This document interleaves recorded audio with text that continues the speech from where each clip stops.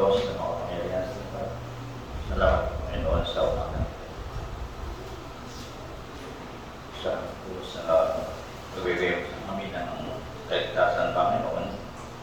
Bagamat kami po ay minsan ay makasalanan, kami po ay naligtas, Panginoon, sa pamagitan ng yung pag-ibig at habag sa bawat isa sa amin. Ngayong umaga, Panginoon, patuloy po kami nanalangin sa iyo na samahan po kami ngayong umaga. Patawaran mo po kami sa aming mga pagkukulang sa pagkakamali, Panginoon, upang maging kaya kami ngayon sa iyong harapan. Tulungan mo po ang bawat isa, ang mga wala po dito, Panginoon, patuloy po na palalahanan na napakahalaga po ng araw na ito para sa iyo. Ngunit marami po nakakalimot, Panginoon, sa iyong pag-ibig. Kaya naman, kami po ay lubos na humingi sa iyo ng kapatawaran, Panginoon. Nawa sa umagang ito, Panginoon, aming dalangin na patuloy mong protektahan at pagalingin ang mga may kasakit, Panginoon. Tulungan mo po sila na bumalik agad, Panginoon, sa kanilang karamdaman. Ang mga lumaranas po ng paghihirap, problema sa buhay, nawa kayo mga po sana patuloy na kumilos at lagi po silang palalahanan, Panginoon. Sa umaga ito, aming inihiling sa iyo, Panginoon, at pakiusap lahat po ng aral sa iba't ibang lugar, Panginoon, dito sa Pilipinas, ang recording, Panginoon. Tulungan po, Panginoon, ang lahat ng mga manggagawang ito. Higit sa lahat, yung nasa may hirap na sitwasyon, Panginoon, aming dalangin, nila po sana patuloy na mag-ingat at magprotekta sa kanilang mga pamilya, Panginoon, upang patuloy na napalaganap, Panginoon, ang Ebanghelyo. Simula hanggang matapos, sa iyo po kami umaasa at nagtitiwala kayong umaga. Patuloy po kami pangunahan sa pangalan po ni Jesus. Buksan po natin ang ating mga Biblia sa Jeremiah. Jeremiah chapter 22.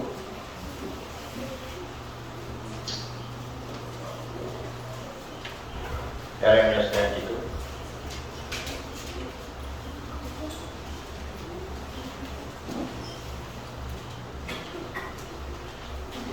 Verse 21.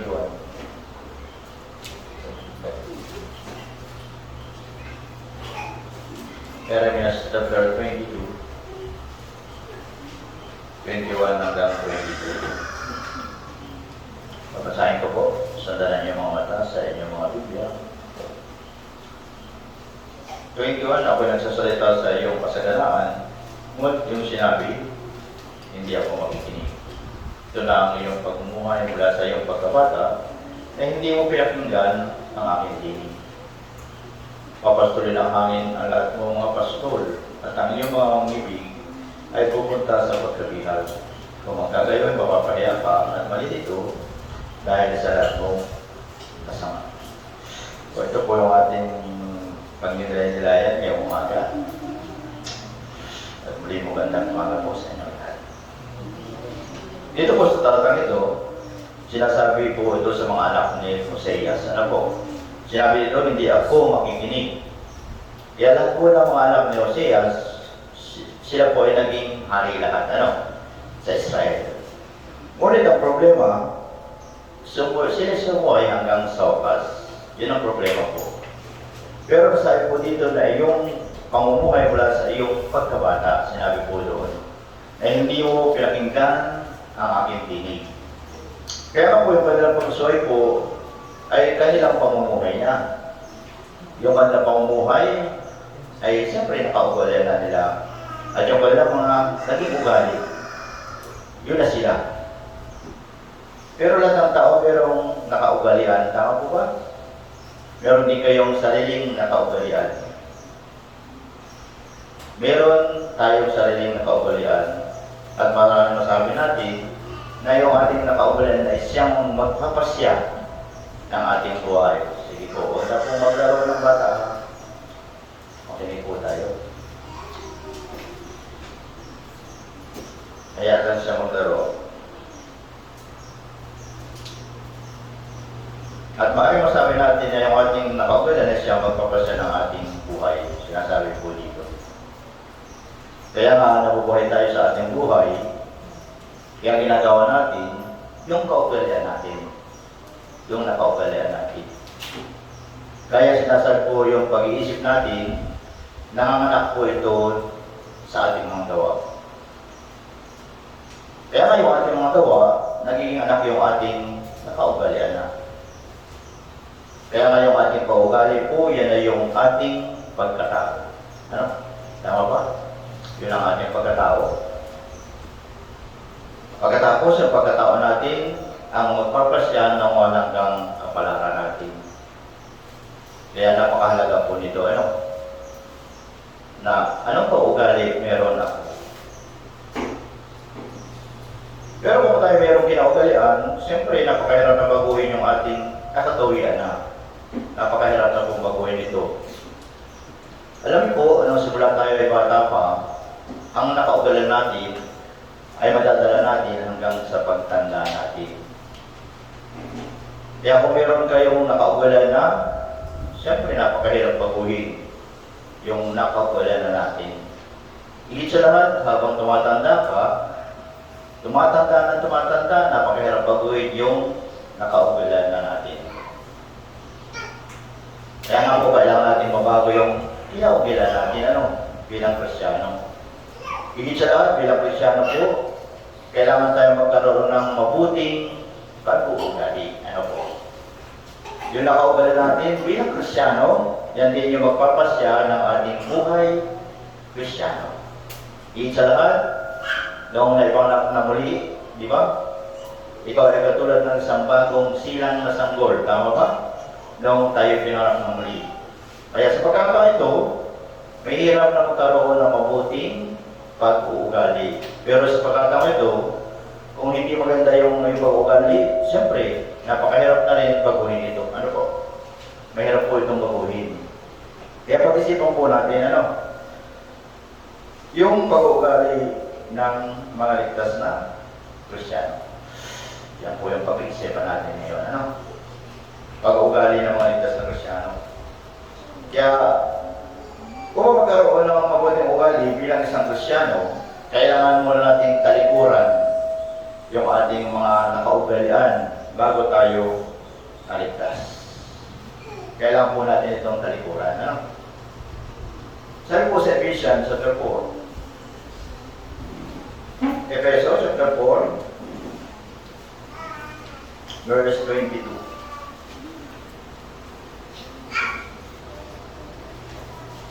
Sabi po dito, verse 22, alisin ninyo ang dating paraan ng inyong pamumuhay, ang dating pagkatao na pinasama sa pamagitan ng mapandayang pagnanasa at magbago sa espiritu ng iyong pag-iisip. At ay magpihis ng bagong pagkatao na nilalang ayon sa wangis ng Diyos, sa katuwiran at kabanalan ng katotohanan. Ano po sabi doon? Alisin yung dating pamamaraan ng inyong pamumuhay. Yung dating pamamaraan ng pamumuhay, ito po yung pamumuhay ninyo bago kayo nagkaroon ng kaligtasan. Ito yung pamumuhay natin bago tayo nagkaroon ng kaligtasan. Pero ano po yung paraan natin yung pamumuhay? Ang tanong dito, ano ba yung paraan pamumuhay niyo dati? Yung dating pagkatao na pinasama sa pamagitan ng pandayang pagnanasa. Kaya ngayon, dating pagkatao natin na hinahanap lang ito, yung pandayang pagnanasa, yan po tayo. Kaya tayo ay mayroong napakaraming dating nakaugalian bago maligtas. Bago tayo maligtas, napakarami nating dating nakaugalian na. Pero ito po yung nakakahadlang sa ating buhay Kristiyano. Nakahadlangan po ito sa ating pamumuhay Kristiyano, kaya dapat nating alisin yung dati nating pamumuhay. Sabi sa verse 24, kayo magbihis ng bagong pagkatao na nilalang ayon sa wangis ng Diyos, sa katuwiran at kabanalan ng katotohanan. Kayo magbihis ng bagong pagkatao, sabi ni Apostol Pablo. Ibig sabihin po, magkaroon kayo ng bagong pag-uugali bilang isang ligtas na Kristyano. At tanong, ano po yung dati niyong pag-uugali? Di ba? Halimbawa, palainom. Tama po? Yan yung dati natin pag-uugali. Tama po? Pero kailangan mo nang itigil ito. Kung dati natin nigarilyo pa, yan dati mo dati pag-uugali natin, di ba? Talikuran natin yan. Kung nagsusugal, dati, ito po yung talikuran din natin. Dati kasi pag-uugali ito natin, ano? Sinasabi alisin natin ito. Marahil, siyempre, dati kaugalian natin na pumunta sa lugar na mayroong kasalanan, tama po? At kayo nagkakasala. At dating may kaugalan kayo na linggo, umaga, malalim maging yung tulog. Tama po? Ganun pa rin ba hanggang ngayon? Kapag araw na linggo ay malalim ang tulog.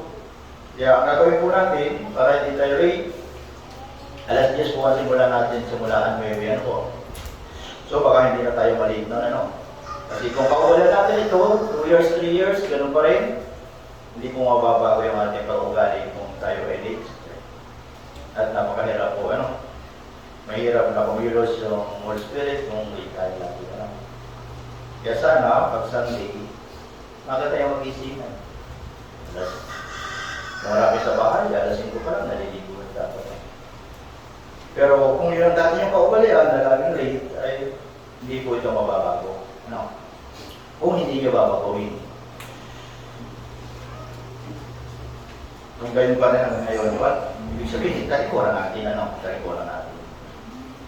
Talikuran natin yung dati nating pag-uugali. Bakit? Kasi itong hadang sa ating pamumuhay Kristiyano, yan yung hadang. Kaya ano ang pag-ugali natin dapat natin talikuran? Meron tayong ugali sa ating pananalita. Ganun din po, ano? Talikuran natin ito. Paminsan, madali tayo mapagsalita ng masakit. Di ba? Siyempre, kung kadalasan mapagsalita yung masakit sa iba, siyempre, masasaktan yung iba. Kaya nga sinasabi po sa Kawikaan chapter 12. Buksan po natin, Kawikaan chapter 12.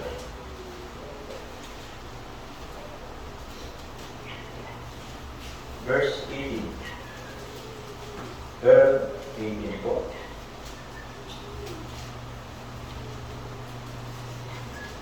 Chapter 12 ng Kawikaan. Verse 18.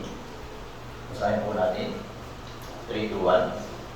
Mga isang madalagalos ay parang ulos na espada.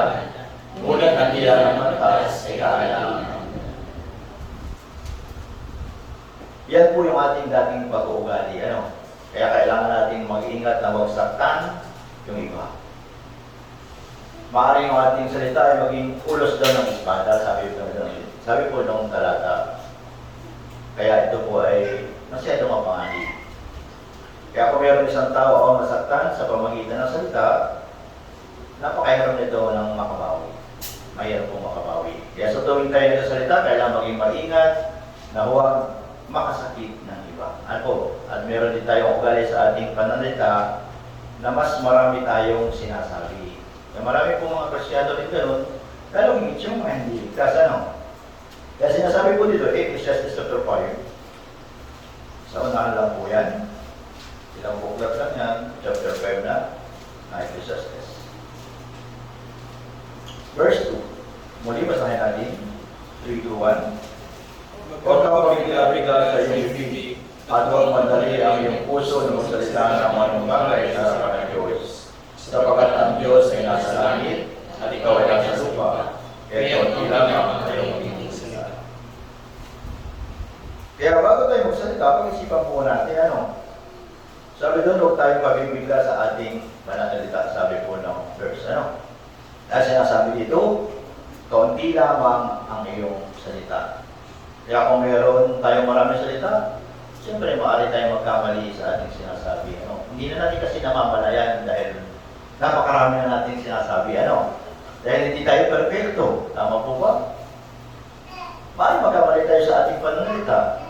Kaya minsan, yung ating pananalita, nakakasakit na ito sa iba. Ano? Siyempre, ito po ay katangian ng bawat isa sa atin. Ano? Pero talaga mga kapatid na ligata sa kanila, yung mga salita, meron po, madadaldal talaga. Hindi maalis yun. Meron din kapatid na hindi likas sa kanila, puro salita. Magkaiba yun sila, di ba? Tahimik, yung sa grabe daldal, yung sa tahimik lang, Pero kung may isang madaldal, siyempre kailangan pong mag-ingat, Kailangan mong mag-ingat. Kaiwasan po yung pagkamali. Kung sobra naman tayo madaldal, madalas natin binabanggit yung ibang tao pag madaldal na, nababanggit na yung ibang tao. Sobra na madaldal. Pero bilang mga Kristyano, hindi naman natin ginagawa yan, Kasi alam natin na ito'y mali. Kaya sabi doon, atras tayo, Kawikaan chapter 18.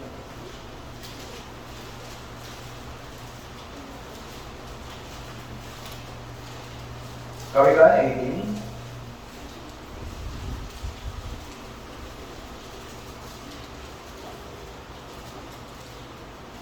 Verse 8. Muli, samahan niyo po ako sa pagbabasa.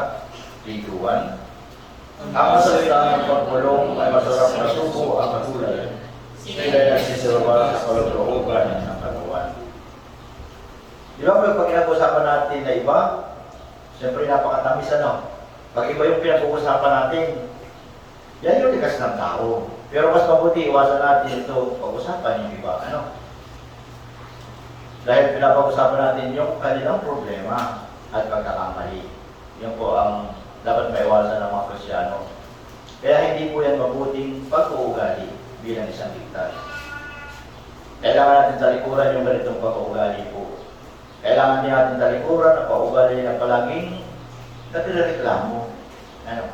Pero bilang mga ligtas, siyempre hindi naman natin magagawa yun, puro reklamo tayo.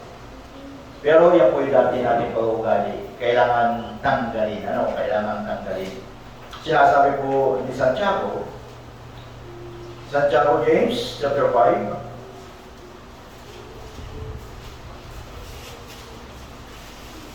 Sa unahan po ng Hebreo. Chapter 5, verse 9. Sabi po dito, basahin natin, verse 9, 3 to 1. Mga kapatid, huwag kayong magpulong-pulungan laban sa isa't isa, upang huwag kayong mahatulan. Tingnan niyo ang upo ay nakatayo sa harapan ng mga biguan. Huwag kayong magbulong-bulungan sa bawat isa, sabi po ni James, sabi po ni Santiago. Upang huwag kayong mahatulan. Kaya nga po ang pagreklamo ay maaaring maging malaking kasalanan sa harapan ng Diyos. Pag puro reklamo tayo sa harapan ng Diyos. Ito yung kasalanang hahatulan ng Diyos. Yan din ang sinasabi ni Apostol Pablo sa 1 Corinthians chapter 10. 1 Corinthians chapter 10, sinabi din po ito ni Apostol Pablo, verse 10. Huwag din kayong magpulong-pulungan gaya ng ilan at bubulong-bulungan at sila'y pinuksa ng taga-puksa. Kaya binigyan po din dito ni Apostol Pablo yung magreklamo, na huwag magreklamo. Kaya yung 1 Corinthians chapter 10, sinabi dito yung kasalanan ng mga Israelita sa lumang tipan. Kaya wala po sa verse 7, pinanggit ito kung ano yung pagkasala ng Israel sa lumang tipan. Ano pagkakasalita? Una, sumamba sila sa Diyos-Diyosan. Gumawa sila ng pakikiapid. At kailang sinubo kung maging ang Diyos, di ba? Ito po ay maging kasalanan. Sa verse 10, sila nagreklamo sa Diyos. Kaya sila pinuksa dahil sa kanilang pagreklamo. Pagkatapos, makatakas ang mga Israelita mula sa Ehipto, ano nangyari? Pumasok sila sa ilang. Ano po? Pagkatapos, patuloy sila nagreklamo. Patuloy na nagreklamo kay Moises. Maging sa Diyos, di ba? Dahil kasi silang nagreklamo. Kaya sila pinuksa sa ilang. Sinabi ng Biblia, ang pagreklamo ay malaking kasalanan. Sinasabi po ng Biblia. Pero minsan, di ba, nagkaroon tayo ng malaking problema sa ating puso. Dahil doon, madali tayong magreklamo. Ano? Kapag nagka-problema sa ating puso, madali na tayong magreklamo. Yan po yung dati nating pag-uugali na dapat nating talikuran. Ano? Alisin. Yung pag-uugali, maaari nitong mahawa at mailipat sa ibang kapatid yung ganitong pag-uugali. Pag nagreklamo ka ng isang bagay sa isang kapatid, siyempre pag narinig niya sila, maapektuhan sila, di ba? Pag sige ang reklamo mo, marinig sila, maapektuhan sila. Ang mangyayari, magre-reklamo na din sila sa iba. At ang mangyayari, kakalat nito sa buong church. Yung reklamo ito. Kaya malaking kasalanan po ito. Kaya sa halip na magreklamo, malaki kang magpasalamat sa Diyos. Ano? Malaki kayo magpasalamat sa Diyos. Sa halip na tayo ay reklamo ng reklamo. Kaya anong kalagayan na meron tayo, di ba? Ano ang dapat gawin? Magpasalamat ng Diyos sa Panginoon. Bakit? Dahil yung Diyos ang kumikilos po siya para sa ikabubuti ng lahat. Para sa ikabubuti natin. Ano? Kaya kailangan natin iwasan ang pagreklamo, higit sa lahat, dito sa loob ng church. Tama po? Kaya yung dating paugali, na kailangan natin itong talikuran. Yung mga itong paugali. Kailangan din natin talikuran ang alin. Yung ugali na sinasayang natin yung ating oras. Tama po. Mientras na makabasa sa church ng Biblia, so cellphone ang nahawak ka natin. So, iwasan natin ito, lalo sa loob ng church, Meron tayong 24 hours, tama ba? Nabigyan ng Diyos. May nakatanggap ba ng 25 hours dito? Di ba? Wala po, di ba?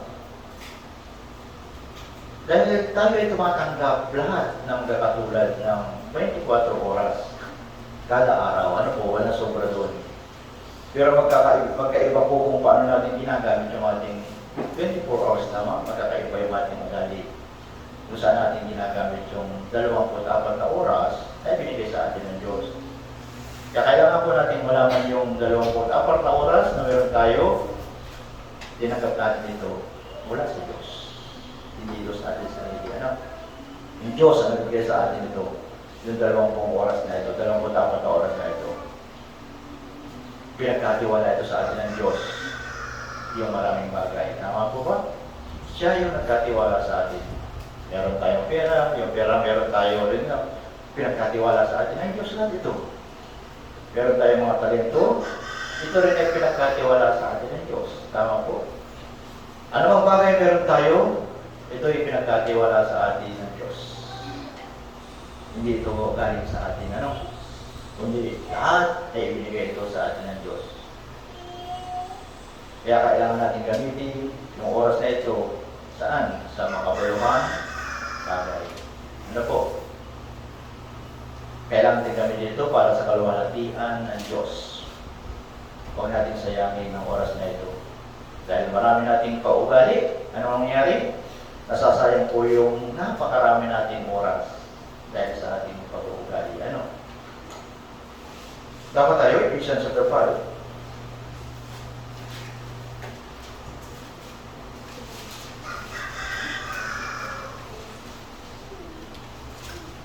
Verse 15. Sabi po dito, kaya't maging maingat kayo sa inyong paglakad. Hindi gaya ng mga mangmang, kundi gaya ng marurunong, na sinasamantala ang panahon, sapagkat ang mga araw ay masasama. Sinabi sa verse 16, sinasamantala ang panahon. Ibig sabihin, huwag natin sayangin ang ating oras. Yan ang sinasabi ng talata. Sa ating oras, di ba?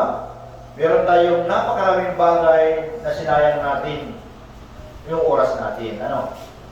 Minsan, ginugugol natin ang oras natin sa panonood ng TV. Bali tayong sinasayang natin sa cellphone, di ba? Buong maghapon. So, talagang ano po ito sa Panginoon, sa harapan ng Panginoon? Yung malaking problema natin ngayon, yung internet. Tama po ba? Yan ang malaking problema. Dati wala pang internet. Tama po? Dahil sa internet na ito, maraming taong ginugugol na niya ng oras sa internet na ito. Pero kung ito ay para sa Diyos, siyempre, nakakalugod ito sa Panginoon. Pero kung para sa iyong sarili, sa kaligayahan mo, mahirap ano. Napupuyat ka, so pagsanti, late ka. Ano po? Kaya sa panahon natin, maraming gumagamit ng smartphone. Base Facebook, bigay po ito ni Satanas. Ano, tandaan natin, para kayo ay may disturb sa mga pagbabasa ng Biblia, sa lahat ng mga bagay, binibigay ito ng Diyos. Games, talamak na ito sa kalsada, yung mga games, mga kabataan, kahit sa tulog ng bahay, siyempre, nagsasalita mag-isa, pag nagasa games. Galit pag na-out, nagagalit. Pero dapat hindi magalit. Kasi ang kinagalitan mo yung sarili mo, minumura mo pa yung sarili mo pag na-out ka. Di ba? Magiging champion na, pero natalo pa, napatay, So, galit na galit ka. Pinagalitan mo nanay mo kasi tatawag ka, maghugas. Magbili ng suka, ayaw mo pa. Di ba? Kaya sa mga yun,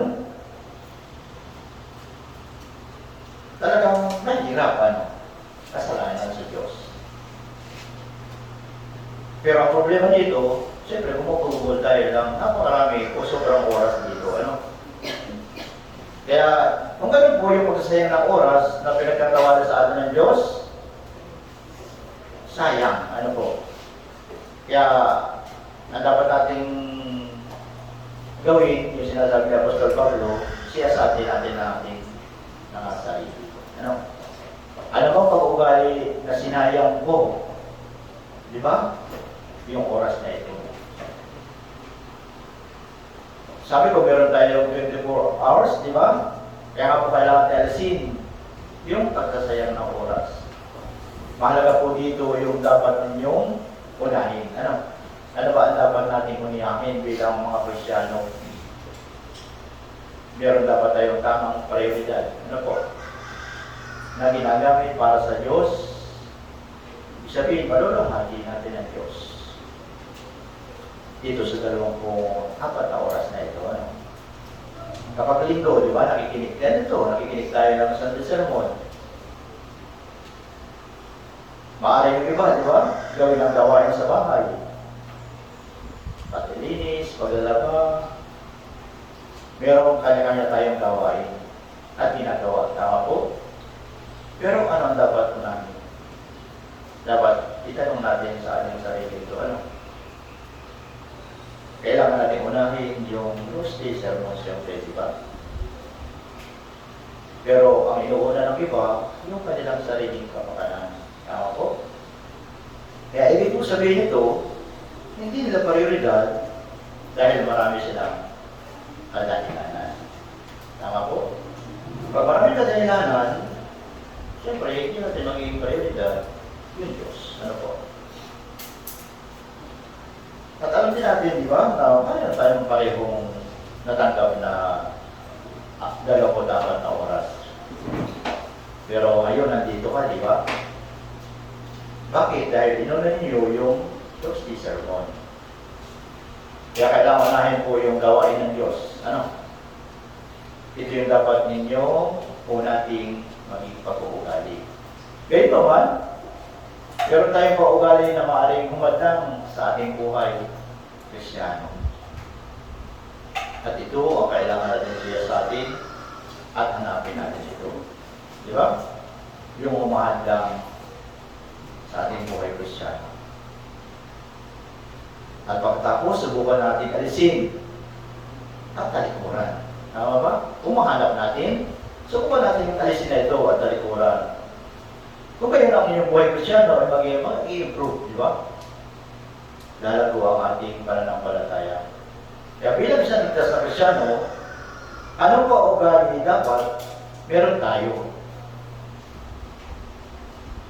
Huwag natin isipin yung napakaraming bagay, di ba? Hindi ito mahirap, madali lang po ito.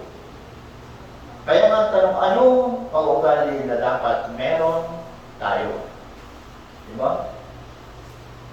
Alam niyo, tuwing Friday, Saturday, may fellowship tayo, di ba? Kaya, palagi tayo nakakarinig na salita ng Diyos. At lagi natin pinapag-aralan yung apat na elemento sa ating buhay Kristiyano. Ano ba yung pag-ugali dapat meron tayo? Dapat nasa atin ito, yung apat na elementong ito, di ba? Na lagi nating inuulit-ulit sa fellowship, na ating naririnig. Ano po yung apat na yan? Nalimutan ko. Apat. Yan, magitin niyo po yung apat. Huwag po kayong mahiya. Kasi alam po ninyo, alam po yan. Alam niyo yan. Ano? Una. Ano pa? Ano pa? Ano po yung apat na napakahalaga sa atin. Ano? Anong pag-ugali ang dapat? Meron ako. Ano? Dapat meron akong salita ng Diyos. Meron akong panalangin. Meron akong pakikipag-fellowship sa Diyos at sa brother and sisters. At meron din akong paghahangad na mag-evangelize ng mga ligaw ng kaluluwa. Tandaan po natin ito, di ba? Pero karamihan po sa mga Kristyano, di ba? Alam nila ito. Yung apat na bulong na ito, yung apat na elemento ng ating buhay Kristyano. Marami pong makialam ito. Pero kailangan nating pag-isipan gaano natin lubos nagiging ugali yung apat na elementong ito. Kaya kailangan natin siya sa atin at tungkol dito, di ba? Dapat lagi nating alamin at siya sa atin at aralan araw-araw Una yung salita ng Diyos, tama po? Dito sa Lugong Tipan, pinahintulot ng Diyos yung mana. Alam ba yung mana? Yung sa mga Israelita sa ilang. Pero sa panahon yun, pinahintulot ng Diyos yung mana araw-araw. Bakit? Bakit ba pinahintulot ng Diyos yung mana araw-araw sa kanila? Dahil merong tao sa panahon yun, di ba? Dahil maraming tao noon, natisikop silang mag-ipon ng maraming mana. Nag-iipon sila para hindi sila kumuha kinabukasan. Yun ang ginagawa ng tao. Napakabuti mo pag-ugali na kapag nagtipon ngayon, araw, di ba? Hindi ka magtitipon bukas. Ganun ba ang ugali natin, di ba? Pero hindi ba, nagtipon kaya ngayon, siyempre kailangan din natin magtipon kinabukasan. Di ba? At yung sa Israelita, sinusubukan nila, kain ito, kailangan bukas. Kaya ano mangyayari bukas? Yung mana na tinipon na para bukas, ano nangyari? Ito po ay nabubulok at kinakain ng insekto. Mga inuuo dito. Bakit? Kasi hindi pinapahintulot ng Diyos na yung manang ito ay kainin nila kinabukasan. Ano po? Kaya ang ginawa ng Diyos, araw-araw. Araw-araw yung ginagawa nila. Tingnan natin, Exodus 16.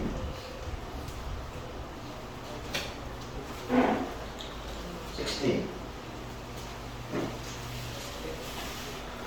Pagkatapos po ng Genesis. Pagkatapos ng Genesis. 16 verse 4.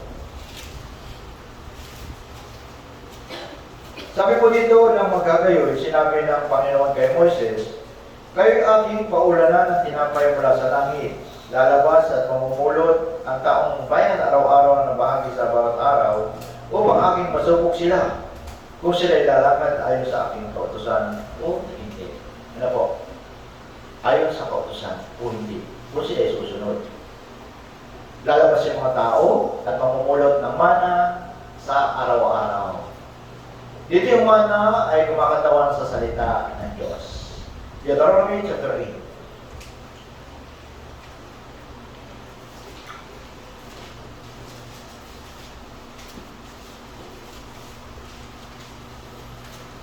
Verse 3. Sabi po dito, verse 3, ikaw ay pinagkukumbaba niya ng kinutong kanya at pinakain ka niya ng mana na hindi mo nakilala, na hindi nakilala ng iyong mga ninuno, upang kanyang mapaunawa sa iyo na hindi lamang sa tinapay na bubuhay ang tao, kundi sa bawat salita na lumalabas sa bibig ng Panginoon. Pagkikita natin dito, ang Diyos, nais niya magturo, di ba? Na hindi lamang daw sa tinapay na bubuhay ang tao, kundi sa bawat salita lumalabas sa bibig ng Panginoon. Kaya pagkikita natin sa lumang tipan, kailangan nilang mamulot ng mana araw-araw. Pagkatapos ng kaligtasan, di ba? Kailangan din natin ang salita ng Diyos araw-araw. Pagkatapos natin maligtas. Kaya pagkatapos ng kaligtasan, kailangan natin magkaroon ng kaugalian na ano? Na magbasa ng Biblia araw-araw. Ano po? Saka yung cellphone, di ba? Pag nakabasa na, pwede na yung cellphone, di ba? Huwag naman sobra, ano? Huwag naman sobra. Baka bumutok yung iyong gadget, matawaan ka pa sa mukha, ano? Kasi nag-ainit din yan, ano? Habang ginagamit, nakasaksak. Kaya bukas at sira yung cellphone mo, iyak ka naman dahil wala ka ng cellphone. Kaya ugaliin natin yung salita ng Diyos. Hindi ito nag-iinit, ano? Nag-iinit ito sa puso. Di ba? Sa puso. Hindi ito nag-iinit sa charger, ano? Kundi sa puso. Kaya patapos ng kaligtasan, kailangan natin ito, ano? Malalaman natin yung salita ng Diyos. Ito yung spiritual natin, gatas, ano? Gatas po ito, spiritual. Bukod sa baby, gatas ng nanay, pero yung bagong silang na sanggol sa spiritually, salita ng Diyos. Ano po? Kung wala tayong kakain sa buong araw, siyempre hindi tayo mabubuhay. Pag hindi tayo kumain sa buong araw, ano? Kaya kailangan natin kumain na araw-araw. Kailangan natin magkaroon ng ugali na kumuha ng spiritual na pagkain. Tama po? Di ba kumakain tayo araw-araw? Sino nag-almusal na? Lahat. Ako, pinag-almusal na ni Sister Mian. Salamat po sa masarap na episode. So, kahit magsalita ako ang alas-3, ano? Kasi late naman kayo. Mag-alas-3 ang salita ko para makapawi-mawi naman tayo, ano? Huwag lang kayo matulog. Ha? Kaya? Kaya natin yung alas-3? Kaya. At sa ilong lumabas, sa ilong. Ngaya. Sa ngaya. Pero kailangan din kumain pagkatapos ng sermon, di ba? Kakain din na tayo ng alian, di ba? Iba yung sa physical, iba din yung spiritual. Pero ano ang prioridad? Prioridad natin? Spiritual, di ba? Pagkain. Ano? Pero minsan, di ba, nakakaligtaan natin na magbasa ng Biblia, di ba? O sino nagbasa kayo umaga? Sino nakakalagit na? O, nakalagitaan natin, linggo naman, makikinig ako ng sermon. Hindi po gano'n nung pagising, basa. Kaunti lang, di ba? Kahit sulyapan mo lang, parang cellphone din, tinitignan ko, baka may text si Abu, na hindi ako hindi pa nakaligo kasi hindi pa makabilis. Kaya ugaliin po natin ito. Pero kung hindi natin makapagbasa ng Biblia, hindi magandang pag-uugali ito. Ano? Kaya kailangan po natin ito rin ang salita ng Diyos na mas mahalaga kaysa pang-araw-araw nating pagkain. Ano po? Pero yung mga walang Biblia, siyempre, hindi makakabasa pag walang Biblia. Kaya hindi ako makabasa, Pastor. Wala akong Biblia. Ayun dapat yung gawin. Di ba? Para magkaroon ka ng Biblia. Siyempre, naisin mo na magkaroon ng Biblia. Ano? Sabi po sa Job 23. Job 23. Bago dumating ang awit. Sa Job 23. Ito po yung napakaganda na sinalita ni Job. 23. Verse 12. Verse 12. 23 verse 12. 12, basahin natin, 3, 2, 1. Ako hindi yung iniwalay sa utos ng kanyang malaki. Pinagyayaman ko ang mga salita ng kanyang bibig sa aking dibdib. Ano sabi? Pinagyayaman ko ang mga salita ng kanyang bibig sa aking dibdib. Kaya si Job, ganito ang kanyang ginagawa. Kaya kailangan natin magkaroon ng pag-uugali na magbasa ng Biblia araw-araw. Alam natin, marami tayong ginagawa, pero prioridad po natin bilang isang Kristiyano ito. At subukan natin, lagi natin binabanggit ito sa ating sermon, pag-ising nyo sa umaga, magbasa kayo ng Biblia. Huwag kayong tumalon agad. Huwag kayong tumalon kung saan agad. Kung kinaugalan natin yung cellphone na nasa tabi natin, ilayo natin, para hindi natin mahawakan. Ilagay natin sa uluhan ay yung Biblia. Para pag-ising natin, Biblia ang makapa natin, hindi yung cellphone.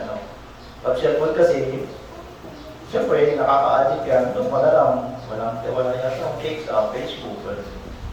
Ang nakalimutan na magbasa ng Biblia. Kaya ugaliin po natin yan. Na pag-ising sa umaga, kailangan makapagbasa tayo ng Biblia.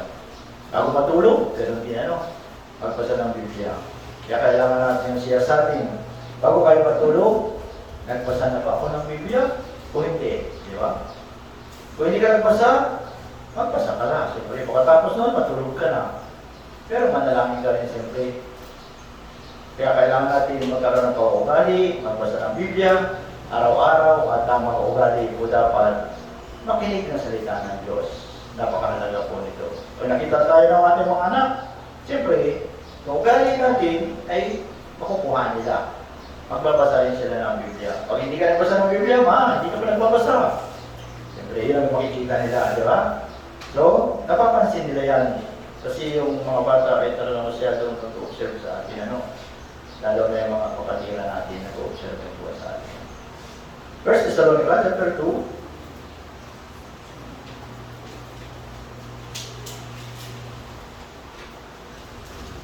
Unang Thessalonica, chapter 2, verse 13.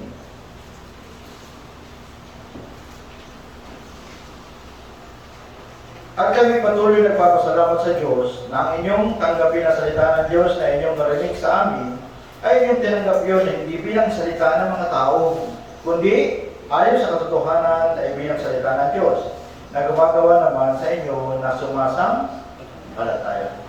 Kaya sa tuwing Sunday, tulad ng Miyerkules, nakikinig tayo ng salita ng Diyos. Tama ba? Pero ang tanong, gaano nyo lubos na tinatanggap ang salita ng Diyos? Ang tanong, bilang salita ng Diyos. Bilang mga ngaral, ipinapangaral ko ang salita ng Diyos, tama, sa araw na ito. Siyempre, hindi ko ito salita, tama po? Binabahagi ko lamang ito, yung salita ng Diyos. Kaya huwag niyong tanggapin ang salita ng Diyos bilang salita lamang ng mga ngaral. Ano po natin? Kailangan niyong tanggapin ang salita ng Diyos bilang salita ng Diyos. Kasi kung bilang salita ko, hindi kayo, wala sa puso natin yan. Pero kung bilang salita ng Diyos, talagang tatama yan sa iyong puso. Mananatili yan ito sa iyo. Kung kailan mangyayari na gumagawa naman sa inyo na sumasampalataya kapag yung salita ng Diyos ay tinuring yung salita ito ng Diyos.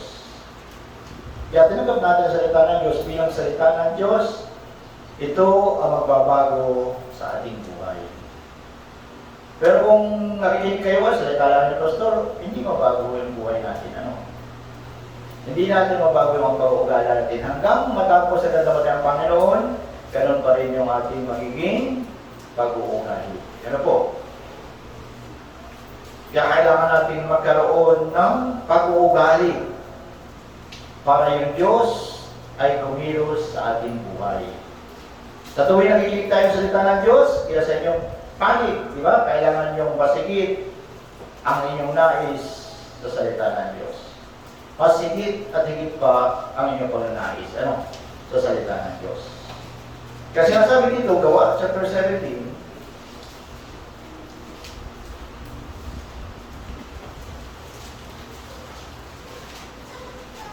kaya 17 verse 11, ito po yung mga tanda ng mga taga-Berea. Ano? Gawa, chapter 17, verse 11. Basahin po natin, verse 11. 3, 2, 1. Ayaw ng mga itiitig na marunungan kaysa mga taga-Thessalonica, sapagkat tinanggap nila ang salita ng buong pananabik na sinisiyasat araw-araw ang kasulatan, kung tunay nga ang mga bagay na. Mga taga-Berea po ito, di ba? Sabi doon, sila daw ay higit na mararangal. Sapagkat tinanggap nila ang salita ng buong pananabik at siniyasat nila araw-araw ang mga kasulatan kung tunay nga ang mga bagay na ito, di ba? Makita natin na meron silang pananabik at nagnanais sila ng salita ng Diyos. At ito ay napakagandang pag-uugali. Tama po? Araw-araw nagbabasa sila ng Biblia. Talagang nakikinig sila ng salita ng Diyos. Kaya po, mas mabuti na magkaroon kaya tayo na paugali na pumunta sa church kapag linggo na mas late. Ano? Kasi yun ang paugali natin. Pero kung babaguhin natin, pumunta tayo ng mas maaga. Ano? Pag-araw ng Sunday. Pero na yung malayo, hindi naman, yung malapit. Lakad lang, siyempre, nalaya na, di ba? Pero late pa rin. Ano?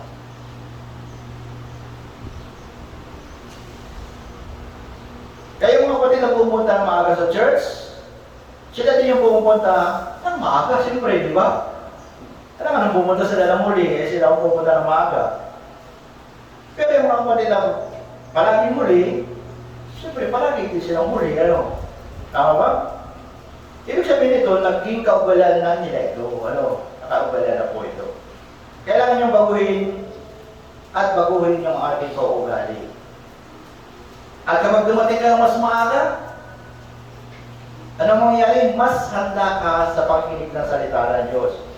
Kung gayon, paihantulad sa iyo ng Diyos, yung higit na pag-unawa at biyaya. Tama po? At ugaliin nating makinig ng sermon dito sa harap, di ba? Sa harapan. Kaya lang mas yung sa harap, parang harapan na rin kasi maliit na yung church, Mas harap pa rin yung likod kasi malapit lang, Pero mas maganda sa harapan, di ba? Bakit? Mas mabuti yung sa harap. Upang hindi kayo makapag-focus sa salita ng Diyos. Wala kayong makikita, Kaya lang, pag may dumating, parehas nila, Kaya pag may dumating, yung nasa unahan, huwag na pumunta sa hulihan yung mata, Dito lang nakapokus, di ba? Pero kaugalian na natin, na pag may bukas ng bito, ganun lahat, Di ba? Kaugalian na kasi natin yun, Ang dapat mabagoyin, Dapat maging focus tayo sa salita ng Diyos. Kung umupo ka sa harapan, kayo makakatulog, Kasi kita kayo, pastor. Pero sa likod, kita ko pa rin dahil maliit lang yung church, tama? Pero yung iba talaga, dun sa likod, pag malayo, pag malaki yung church, sa likod sila. Hindi sila nakikita ng tagapagsalita na akala, amen, amen. Pero tulog pala. Pero sa unahan, di ba? Mahilang matulog. Sa likod, madaling matulog yan. Bakit? Kasi marami mga kapatid na kaharang, Marami na kapatid na kaharang. Makagano ka lang sa likod, akala mo nagbabasa ka ng Biblia, pero tulog ka na. Dahil nakaharang sa likod, hindi nakikita.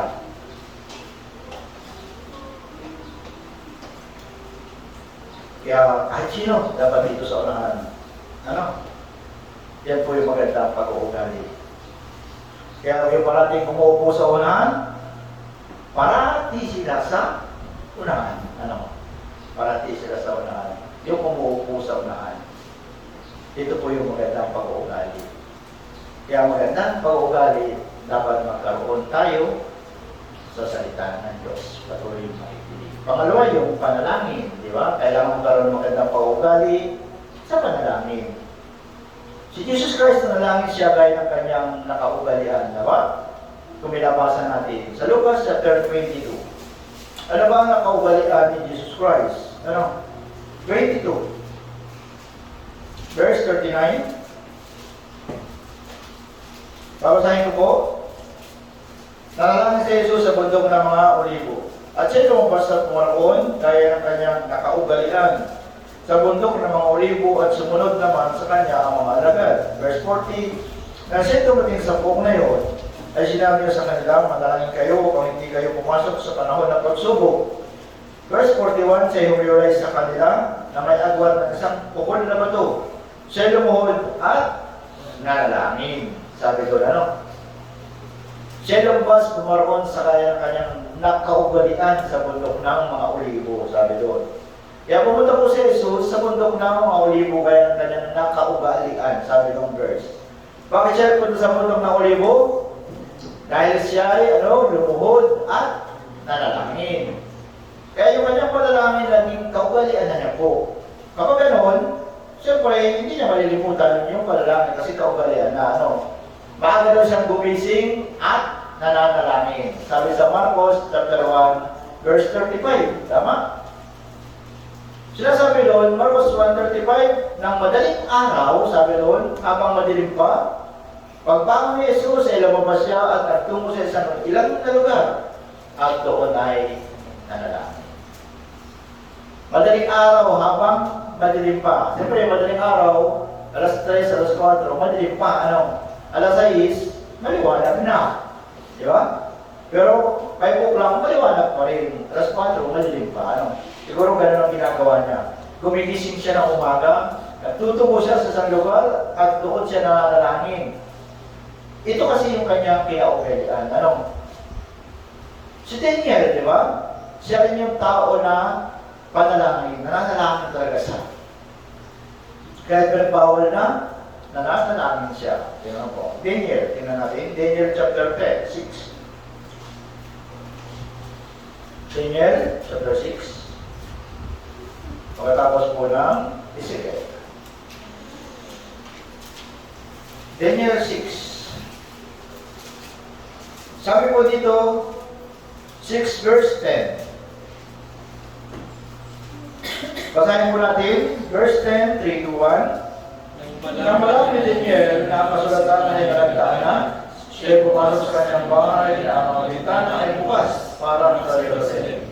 At siya nagpatuloy na lumuhod ng 3 ulit sa loob ng isang araw. Nananalangin at nagpapasalamat sa harap ng kanyang Diyos, gaya ng kanyang dating ginagawa. Dito sa pagkataon ito, hindi po ito pinapahintulutan ng hari na sumamba at lumuhod maliban sa hari.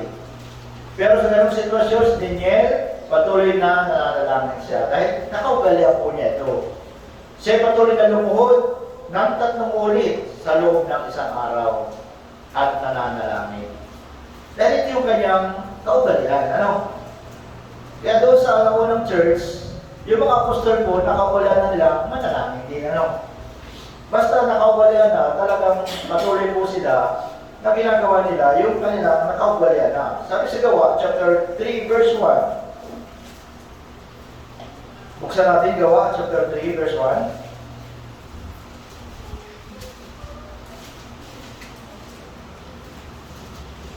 Verse 1, chapter 3. Sabi po dito, verse 1, isang araw, sina Pedro at Juan ay pumanik sa templo sa oras ng panalangin ng ikasyam na buwan. Nanalangin sila sa ipinasyang oras. Tama? Kaya meron tayong meron ba tayo noon o nananalangin pa kayo ng 8? Diba? Lalo na ngayong Migrant Bible Seminar, Diba? May tamang oras. Ipinasya. Nananalangin sila sa templo. Oras na panalangin po yan. Kaya oras na panalangin natin, dapat mananalangin tayo, diba? Kasi yun ang oras natin. Kaya pagising natin sa umaga, simulan natin sa panalangin, diba? Bubuksan ang pintuan sa pamagitan ng susi. Yung susi ng pintuan ng umaga, pwede mong simulan ay yung araw sa pamagitan ng panalangin.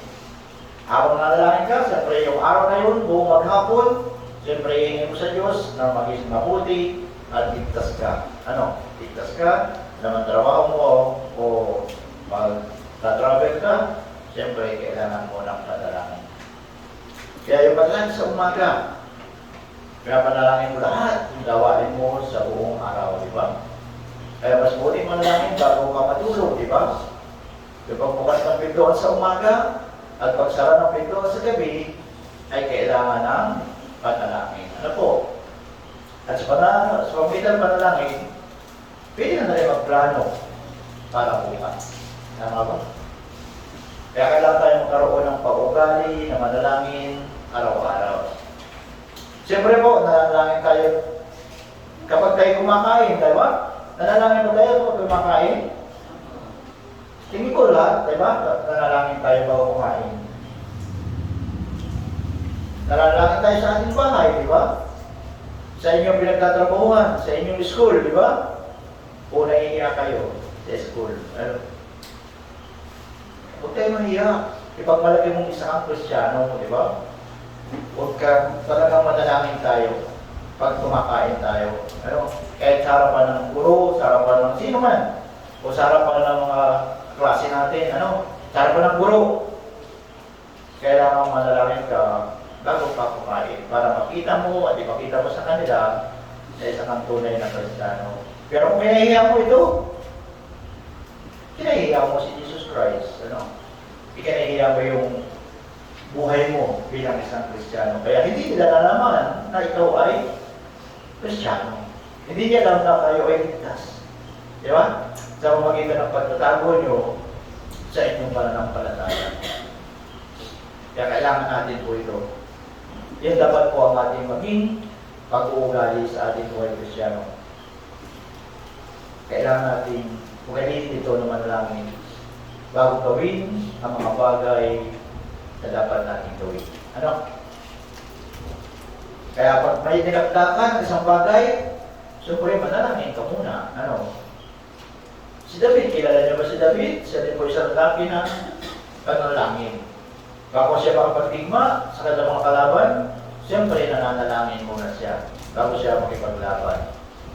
Kaya makikita natin dito, sabi doon, 1 Chronica, chapter 14. Unang Chronica, chapter 14, verse 10. Sabi po dito, verse 10, at si David ay sumangguni sa Diyos. Na nagsasabi, aahon ba ako laban sa mga Pilisteo? Ibibigay mo ba sila sa aking kamay? At sinabi ng Panginoon sa kanya, umahon ka, sapagkat ibibigay ko sila sa iyong kamay. Yan po ang pag-uugali ni Haring David. Ano? Na bago siya gumawa ng alamang gawain, ay sumasangguni siya sa Diyos. Dapat ganoon din ang ating pag-uugali. Ano bilang Kristiyano? Bago natin gawin yung mga bagay na dapat natin gawin, sangguni natin sa Diyos. Pangatlo, fellowship. Tama po? Hebrews chapter 10. Hebrews chapter 10.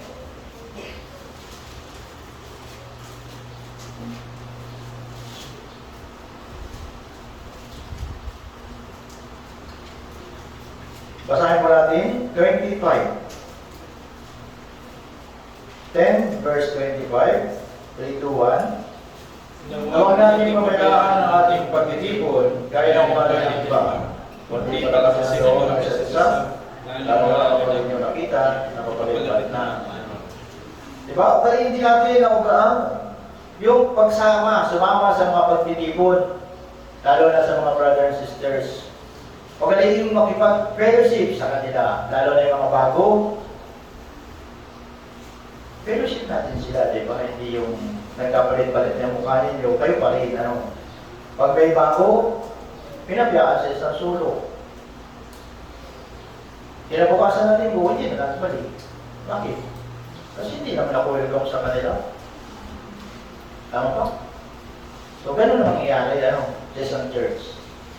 Kahit naitas na sila, pero kung walang makakausap, hindi na sila babalik. Kaya lagi natin tandaan po yun, ano, na para welcome na welcome dapat yung mga tao na nakita natin. Hindi lang yung tayo-tayo lang, ano. Kasi masaya na tayo siguro kung tayo-tayo lang lagi, ano. Yun ang ugali na, siguro kaugalian natin na masaya tayo na tayo-tayo lang, ano. Pero ugali natin kapag merong bago, ligtas man yan o hindi, tapos natin natin, ano. Yan po ay isang ugali ng isang Kristyano, ano. Hindi yan ugali ng hindi Kristyano.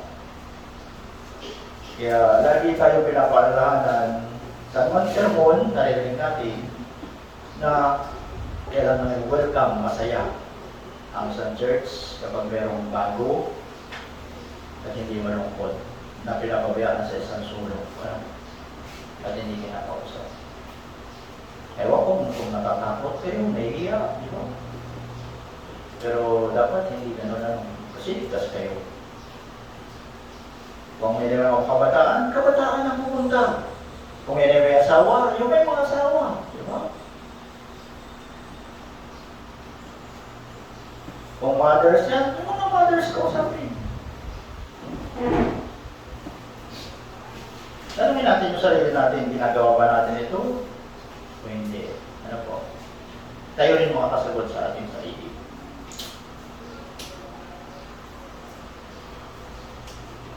Dako tayo sa ikalawang kronika. At mag-ingat din tayo sa pag-fellowship, ano, sa mga hindi ligtas. Mag-ingat tayo sa mga hindi ligtas, doon tayo ay hindi tawag na fellowship yun, ano, kapag sa mga hindi ligtas. Hindi tinatawag na fellowship, ano. Chapter 20, kalawang kronika. Chapter 20.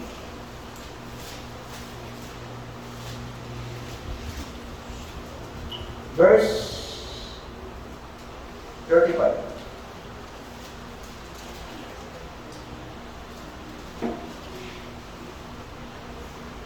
Babasahin ko po.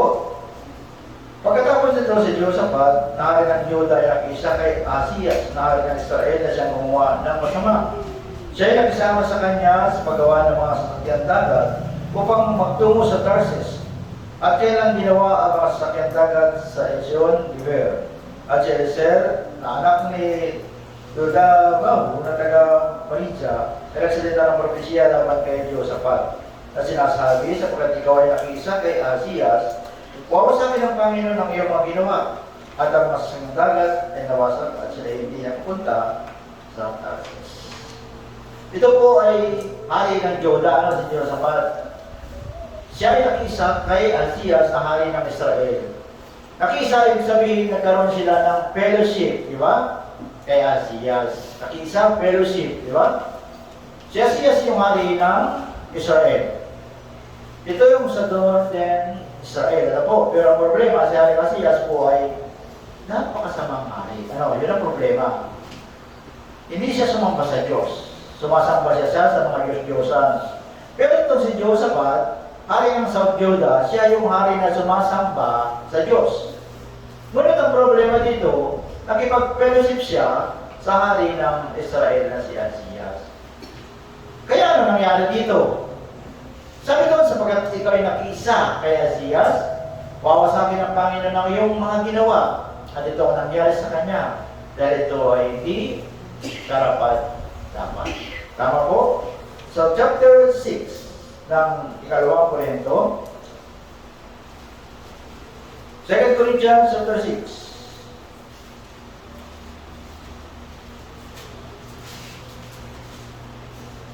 Verse 14.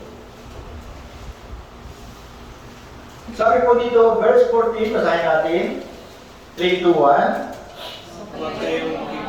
Sa mga hindi mananampalataya, sapagkat anong pagsasama mayroon ng katuwiran at kasamaan? O anong pagsasama mayroon ng kaliwatan sa kanila? Kaya nga po, kung isang Kristiyano ay nakapagpamatap sa hindi mananampalataya, ito ang sisira ng kanyang buhay, Kristiyano.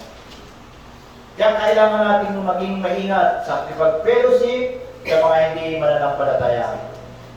Kailangan natin siyang takpuin para ma-evangelize, tama? Hindi makipag-fellowship sa kanila, kundi makipag-fellowship siya kayo para ma-evangelize sila. Pero, imposible na magkaroon tayo ng matagal na fellowship sa kanila, di ba? Kung sa ating mga kaibigan, 1 oras, 2 oras, sayang-saya tayo, pero sa brothers and sisters, lungkot-lungkot tayo. Baliktad, baliktad. Kailangan ay mas masaya tayo at nagagalak tayo kapag ang fellowship natin ay mga ligtas. Pero kung sa tingin mo ay mas masaya ka doon sa hindi ligtas, problema mo yun, ano? Siya sa atin natin yung ating sarili, ano? Sabi ni Apostol Pablo. Magkaroon lang tayo ng tunay na fellowship sa loob ng church, sa pamamagitan ng mga tunay na mga brothers and sisters. Naunawa po natin, 1 Timothy, 2 Timothy po, dapat po ito natin maunawaan, ano?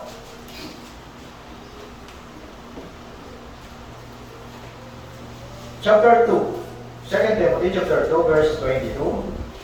Sabi nito, ngunit layuan mo ang masamang pagnanasa ng kabataan at sundin po ang katuwiran, pananampalataya, pag-ibig at kapayapaan, kasama ng mga tumatawag sa Panginoon mula sa malinis na puso.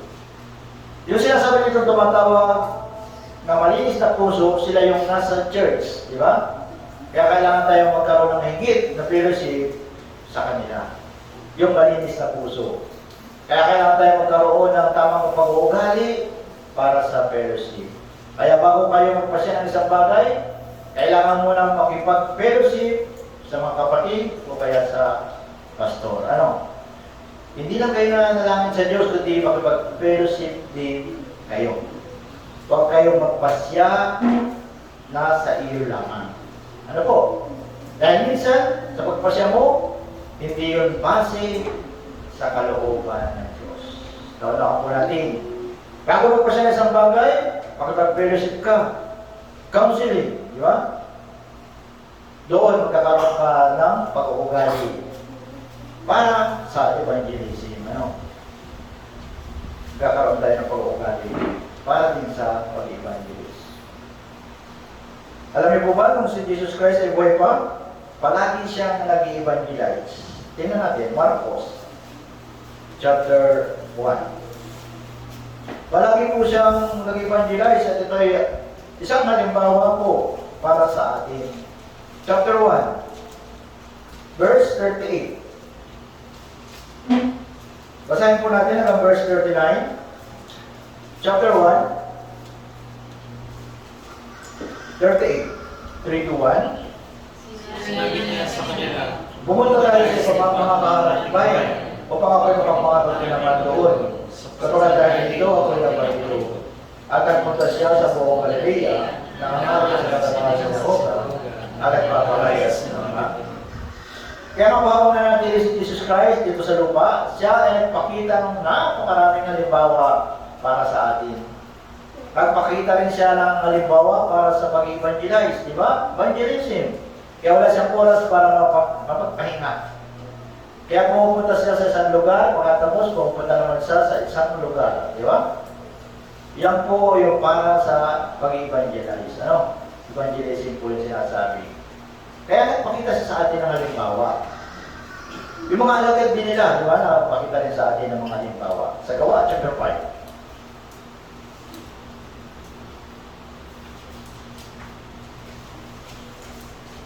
Gawa 5, verse 42. Habang nag-evangelize siya, sabi dito, araw-araw sa templo at sa mabahay-bahay, hindi na siya tumigil sa pagtuturo at pangaral na si Jesus ang Kristo. Sa bawat lugar, anumang oras, patuloy silang nangaral ng salita ng Diyos yung mga alagad. Walang tigil. Dahil yan po yung kanilang pag-uugali na ugali po nila yan. Kaya mabuting pag-uugali po ito bilang mga Kristiyano.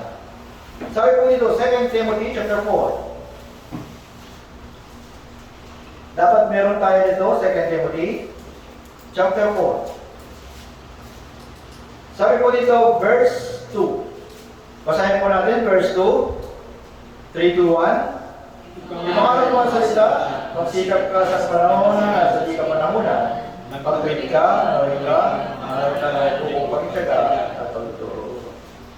Sa panahonan at di kapanahonan. Kaya huwag natin pagpasyahan yung oras na ito dahil sa ating sarili lamang. Ano po? Magiging tayo sa panahon at sa di kapanahonan, mangaral tayo ng Ebanghelyo. Ano? Makinig man sila o hindi, magpatuloy tayo na ipangaral sa kanila Ebanghelyo. Makinig man sila o hindi, responsibilidad natin na ibigay sa atin at ipamahagi natin yung Ebanghelyo ito na natanggap natin. Pero hindi natin ipapangaral, yan ay hindi natin responsibilidad, di ba? Hindi natin ipapangaral. Kailangan natin sanayin tayo, makapag-evangelize tayo. Kasi responsibilidad natin ito. Di ba? Pero kung hindi tayo mangaral, mahirap po, di ba? Kung sarili lang natin na pupunta sa langit, ano? Napakahirap po. Si Jesus po, alam natin, sinabi ni Jesus Christ na isang kaluluwa higit sa buong sanlibutan. Kaya kahit tayo magligtas ng nawawalang kaluluwa,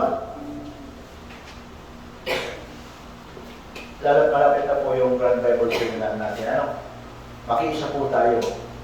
Matuto tayo sa anumang oras o anumang panahon. At pagdating ng ating Grand Bible Seminar, ano dapat natin pag-uugali? Meron ka mang na-invite o wala, kailangan mo pa rin makibahagi. Ano po? Kung gayon,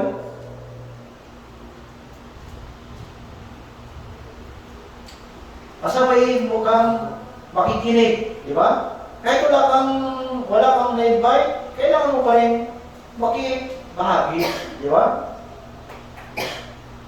Makasama natin, makikinig kasabay ng padalangin natin. Ano? Nakikinig tayo, habang nakikinig, nananalangin tayo sa mga newcomers. Kaya po, yung natutunan natin na pag-ugali ng mga ligtas na Kristyano, di ba? Ito yung dapat natin natutunan, ano? Yung pag-ugali ng mga ligtas na Kristyano. Kailangan yung isulat, ang dapat yung talikuran. Ano? Isulat at alamin natin yung dapat natin talikuran. At anong pag-ugali na dapat magkaroon ako? Ano? Dapat po natin itong maunawaan. Kaya natutunan natin ito, di ba? Na magpasya ka sa iyong puso ngayon. Magpasya ka na, di ba?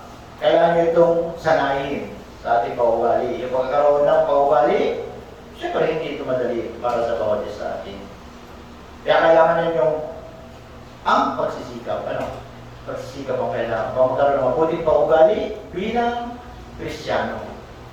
Kailangan natin ito sanayin sa ating buhay.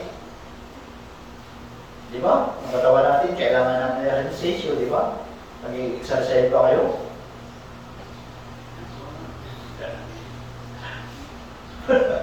Para exercise, di ba? Kaya yung buhay Kristiyano ay kailangan ng pagsasanay, exercise. Ano po? Kung gayon, mabubuhay tayo sa mabuting buhay Kristiyano. Okay po? Naunawaan po natin?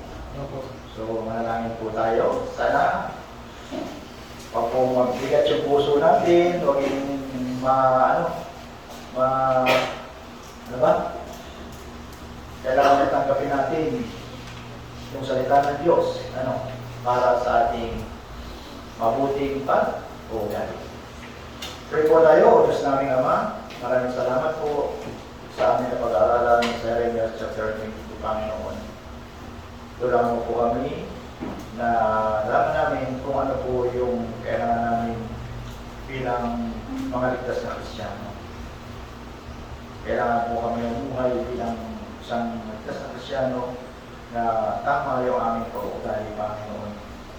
Nawa ang aming puso ay magkaroon ng pagnanais sa mga ligaw na kaluluwa, Panginoon. Higit sa lahat, sa aming mga kapatiran ng Panginoon, narito, patuloy po silang protektahan, patuloy na bigyan ng karunungan na mumula kay Panginoon, upang yung aming napag-aralan ng Panginoon na hindi nila malimutan. Marami po kami pinapag-aralan tuwing Wednesday, Friday, Saturday, Sunday.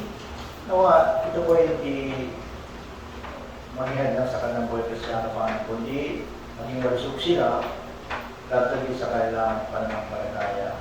Kaya maraming salamat po. Muli, pinabalik po namin tinatas namin ang purihan Panginoon sa pangalan po ng aming mananakop na tagapagligtas na si Yesu Cristo sa amin ang mamahal. Amen. Maraming salamat po at magandang umaga sa inyo.